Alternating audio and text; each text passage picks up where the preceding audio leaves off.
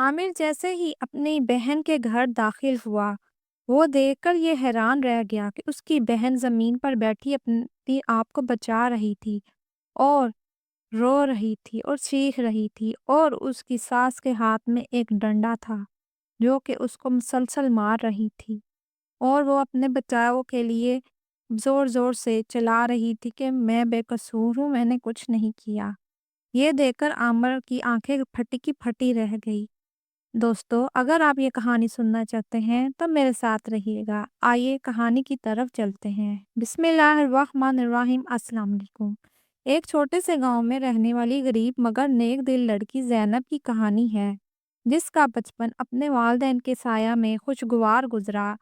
زینب خوبصورت، شریف اور دیندار لڑکی تھی، جو ہر ایک سے محبت اور عزت سے پیش آتی تھی۔ گاؤں میں اس کی نیک نامی کے چرچے تھے، لیکن قسمت کے ستم ظرفی یہ تھی کہ اس کی شادی ایک ایسے گھر میں ہوئی جہاں اسے عزت اور سکون کی بجائے ظلم و ستم سہنا پڑا۔ زینب کی شادی ایک امیر لیکن بد دماغ گھرانے میں ہوئی۔ اس کا شوہر ارحم اپنے والدین کا اکلوتا بیٹا تھا، اور زینب کی ساس شاہانہ بیگم ایک سخت دل اور خود غرض عورت تھی۔ شادی کے فوراً بعد شاہانہ بیگم نے زینب کو اپنے نشانے پر رکھ لیا۔ زینب کا ہر کام غلط تھا، ہر بات بے مقصد تھی اور ہر کوشش بیکار۔ شاہانہ بیگم زینب پر بے جا حکم چلاتی اور اسے دن رات کام میں مشغول رکھتی۔ زینب کو کھانے کے لیے کبھی بھرپور کھانا نہ دیا جاتا اور سونے کے لیے صرف ایک کونے میں جگہ دی جاتی۔ زینب کی ہر چھوٹی سی غلطی کو بڑا جرم بنا کر پیش کیا جاتا اور اسے سزا دی جاتی۔ ارحم ابتدا میں اپنی ماں کی باتوں کو نظر انداز کرتا رہا، لیکن کچھ وقت کے بعد وہ بھی اپنی ماں کی باتوں کا اثر لینے لگا۔ زینب کی حالت دن بہ دن خراب ہوتی گئی، لیکن وہ صبر کا دامن تھامے ہوئے اللہ سے مدد کی دعا کرتی رہی۔ وقت گزرتا گیا اور ایک دن ارحم کا ایک حادثے میں انتقال ہو گیا۔ یہ حادثہ زینب کے لیے ایک اور صدمہ تھا، لیکن اس کے لیے وہ آزمائش کا دروازہ ابھی مکمل نہیں ہوا تھا۔ ارحم کے انتقال کے بعد شاہانہ بیگم کا ظلم مزید بڑھ گیا۔ وہ زینب کو ہر کام کے لیے ذلیل کرتی اور ہر وقت اسے ماضی کے گناہوں کا طعنہ دیتی، حالانکہ زینب نے کبھی کسی کا برا بھی نہیں چاہا تھا۔ زینب کے والدین تو پہلے ہی وفات پا چکے تھے، لیکن اس کا ایک چھوٹا بھائی عامر جو کسی دوسرے شہر میں رہتا تھا، حالات کا سن کر زینب سے ملنے کے لیے آیا۔ تو جیسے ہی اس نے دروازہ کھولا، وہ یہ دیکھ کر حیران رہ گیا کہ اس کی ساس کے ہاتھ میں ایک ڈنڈا تھا اور وہ اس کی بہن کو پیٹ رہا تھا اور وہ چلا رہی تھی، بچاؤ میں بے قصور ہوں۔ عامر کی آمد زینب کے لیے ایک روشنی کی کرن ثابت ہوئی۔ وہ اپنے ساتھ بہن کو لے جانے کی بات کرتا، لیکن شاہانہ بیگم نے اسے روک دیا۔ یہ تمہاری بہن کا گھر ہے، وہ کہیں نہیں جا سکتی۔ شاہانہ بیگم نے عامر کو دھمکی دی۔ دراصل وہ اسے نوکرانی بنا کر رکھنا چاہتی تھی۔ زینب کو اب روزانہ نہ صرف گھر کے تمام کام کرنے پڑتے، بلکہ شاہانہ بیگم اسے کئی بار بے بنیاد الزامات کے تحت مارتی پیٹتی بھی۔ اس کے زخم اندر سے گہرے ہوتے جا رہے تھے، لیکن وہ اپنے بھائی کو کچھ نہیں بتاتی، کیونکہ وہ نہیں چاہتی تھی کہ عامر کو کوئی پریشانی ہو۔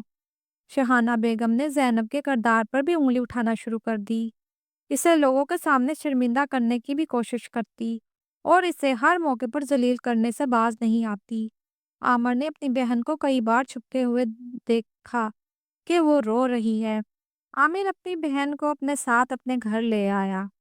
زینب نے اپنے بھائی کے گھر آنے کے بعد سکون کی ایک امید اس کے اندر پیدا ہوئی، لیکن عامر کی بیوی شمائلہ نے زینب کو کبھی دل سے قبول نہیں کیا تھا۔ شمائلہ کو ہمیشہ یہی خوف رہتا کہ زینب ان کے گھر کا بوجھ بن جائے گی، اور وہ اکثر عامر سے کہتی، یہ تمہاری بہن تو جیسے ہمارے گلے کا توق بن گئی ہے، اس سے جلدی جان چھڑواؤ، کہیں ہمیں ہی نہ برباد کر دے۔ شمائلہ کا یہ رویہ زینب کے لیے ایک نئی آزمائش بن گیا۔ زینب کو دن بھر کے کاموں کے باوجود کھانے کے لیے روکھی سوکھی روٹی دی جاتی۔ اگر کبھی وہ زیادہ مانگتی تو شمائلہ بہت سخت لہجے میں کہتی، یہاں کوئی ہوٹل نہیں کھولا جو تمہارے لیے الگ سے کچھ بنایا جائے۔ اور ادھر زینب کی ساس شہانہ بیگم نے تو ایک دن اس پر ایک ایسا الزام لگا دیا، اس نے پورے گاؤں میں یہ خبر پھیلا دی کہ زینب کے گھر رات کو کوئی عاشق چھپ چھپ کر آتا ہے، یہ ایک کردار عورت ہے، اسی لیے میرے بیٹے کی زندگی برباد ہوئی۔ شہانہ بیگم نے لوگوں کے سامنے چیختے ہوئے کہا۔ ایک رات جب زینب گہری نیند میں تھی، شہانہ بیگم نے شور مچا دیا کیونکہ وہ اس کو کچھ آوازیں آ رہی تھی۔ سب لوگوں کو جمع کر لیا اور زینب پر الزام لگا دیا کہ وہ کسی غیر مرد سے ملاقات کر رہی ہے۔ زینب یہ سن کر سکتے میں آ گئی، لیکن اس کی بات سننے والا کوئی نہیں تھا۔ حقیقت یہ تھی کہ شہانہ بیگم کی اپنی بیٹی کا عاشق چھپ کر اس سے ملنے کے لیے آیا تھا۔ دراصل اس نے لیپالک بیٹی کو لے رکھا تھا، لیکن جب وہ پکڑی گئی تو الزام زینب پر لگا دیا۔ یہ الزام زینب کے لیے ناقابل برداشت تھا۔ شہانہ بیگم نے اس دن زینب کو بہت مارا اور گھر سے باہر نکال دیا۔ زینب مجبوراً اپنے بھائی کے گھر آ گئی، لیکن اسے یہاں بھی سکون نہیں ملا۔ شمائلہ نے زینب کو کبھی خوشی سے کھانا نہ دیا، اکثر اسے باسی اور سوکھی روٹی دے جاتی، جس سے زینب کی صحت دن بہ دن گرنے لگی۔ ایک دن زینب کی حالت ایسی ہو گئی کہ اس نے کھڑے ہونے کی بھی سکت نہ رہی۔ عامر نے اپنی بیوی سے پوچھا کہ زینب کی حالت کیوں خراب ہو رہی ہے، لیکن شمائلہ نے بات کو ٹال دیا۔ ایک رات عامر نے دیکھا کہ کمرے سے کوئی آہستہ آہستہ آوازیں آ رہی ہیں۔ وہ شک میں پڑ گیا، لیکن اگلے دن خاموش رہا۔ دوسری رات پھر ایسے کچھ ہلچل محسوس ہوئی، لیکن اس نے صبر کیا۔ تیسری رات اس نے کمرے میں جا کر روشنی کی تو حیرت سے دیکھا کہ زینب ایک کونے میں چھپ کر سوکھی روٹی کھا رہی ہے۔ عامر نے غصے میں آ کر کہا، زینب یہ کیا کر رہی ہو؟ یہ کیا ہمارے گھر کا کھانا چھپ کر کھانے کی ضرورت ہے؟ زینب کی آنکھوں میں آنسو آ گئے۔ وہ ہچکچاتے ہوئے بولی، بھائی مجھے معاف کر دو، مجھے رات کو بھوک لگتی ہے، لیکن بھابھی کبھی پیٹ بھر کے کھانے نہیں دیتی۔ عامر نے زینب کی بات سن کر پوچھا، زینب تم نے ہمیں پہلے کیوں نہیں بتایا؟ زینب نے لرزتے ہوئے کہا، بھائی میں آپ کو کیسے بتاتی؟